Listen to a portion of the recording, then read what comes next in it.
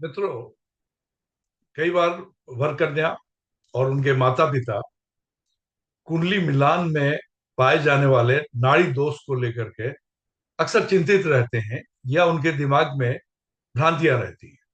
तो आज हम इसी टॉपिक पर बात करेंगे कि नाड़ी दोष कैसे होता है, क्यों होता है, नाड़ी दोष के दुष्प्रभाव क्या होते हैं, नाड़ी दोष का ज्योतिषीय उपाय क्या है, यदि ज्योतिषीय समाधान निकल आता है तो उसके बाद वैदिक उपाय क्या होते हैं। आज इन्हीं बातों पर हम चर्चा करेंगे। साथियों, देखें, जब हम वर और कन्या की कुंडली का मिलान करते हैं और यदि उन दोनों की एक ही नाड़ी निकल करके आती है तो नाड़ी दोष होता है। नाड़ियां वस्तुतः तीन प्रकार की होती हैं: आदि, मध्य और अंत। कई बार अंग्रेजी में इनको आद्या, मध्या और अंत्या कहते हैं। अब ये क्या होता है कि ये एक ह्यूमर होता है, जो एलिमेंट वो प्रधान होती है। कैसे?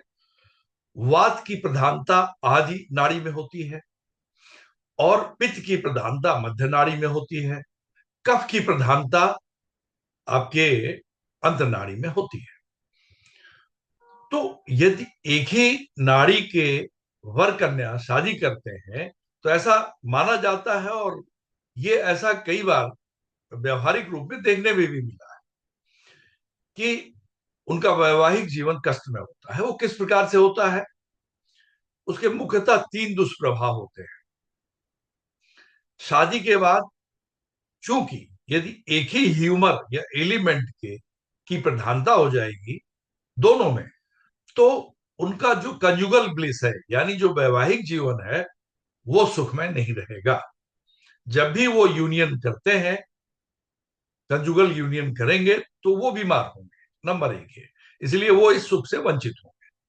नंबर दो, नाड़ी दोष होने पर कई बार वो पार्टनर, दोनों पार्टनर वर कन्या में से किसी एक की मृत्यु होती है शादी के बाद। नंबर तीन, बच्चे पैदा होने में दिक्कत होती है, यानी संतान या तो होगी नहीं, यदि होगी तो विलंब से होगी, और यदि विलंब से हुई तो वो अल्पायु होगी या शारीरिक व मानसिक रूप से दिव्यांग होगी। तो कहने का मतलब यह है कि बहुत ही कष्ट में जीवन हो जाता है वर कन्या का, उनकी संतान का भी, और यहां तक कि वर कन्या के माता पिता का भी। तो इसका ज्योतिषीय उपाय क्या है? ज्योतिषीय उपाय के रूप में ये ज्योतिष, वैदिक ज्योतिष की मान्यता है कि यदि वर कन्या के राशि स्वामी एक ही ग्रह हो या दोनों मित्र हो तो ये दोष समाप्त हो जाता है। अन्यथा यदि ऐसा ना हो तो नवांश चार्ट में यदि इन दोनों के चंद्रमा जिस भाव में बैठे, जिस राशि में बैठे हो, उनके स्वामी या तो एक ही हो या मित्र हो, तो भी इस दोष का ज्योतिषी परिहार हो जाता है। और जब ये ज्योतिषी परिहार हो जाता है, उसी के बाद उपाय कार्य करते हैं, अन्यथा ये उपाय कार्य नहीं करते हैं। यानी यदि ज्योतिषी परिहार न हो तो मेरा ये आग्रह है वर कन्या से और उनके माता पिता से कि वो बिल्कुल शादी के लिए आगे ना बढ़े यदि नाड़ी दोष हो और उसका ज्योतिषी परिहार ना हो पाए। यदि ज्योतिषी परिहार हो रहा है तब भी कुछ ना कुछ असंतुलन बना रहता है, तो उसके लिए कुछ वैदिक उपचार करने होते हैं।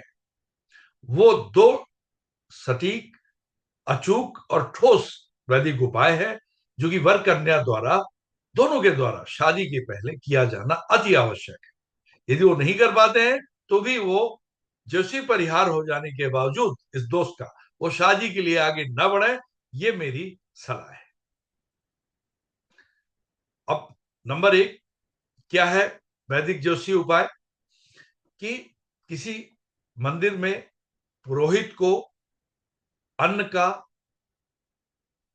कपड़े का, सोने का और चांदी की बनी दो गायों का दान कर दें।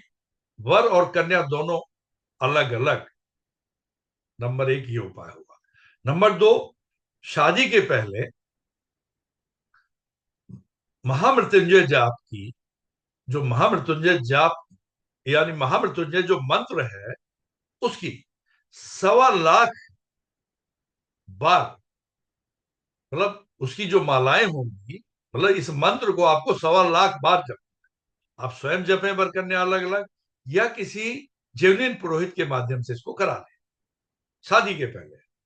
और ये आप सभी जानते हैं कि महामृत्युंजय जाप क्या होता है।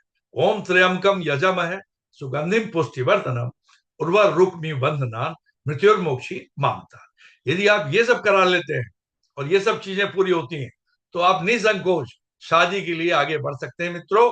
और ये मेरी सलाह है। इसके बावजूद यदि आपको कोई दिक्कत है, तो आप वर कन्या का बर्थ डिटेल्स कमेंट बॉक्स में लिख दें, आपको प्रॉपर रिप्लाई समय रहते दिया जाएगा, निर्धारित अवधि के भीतर।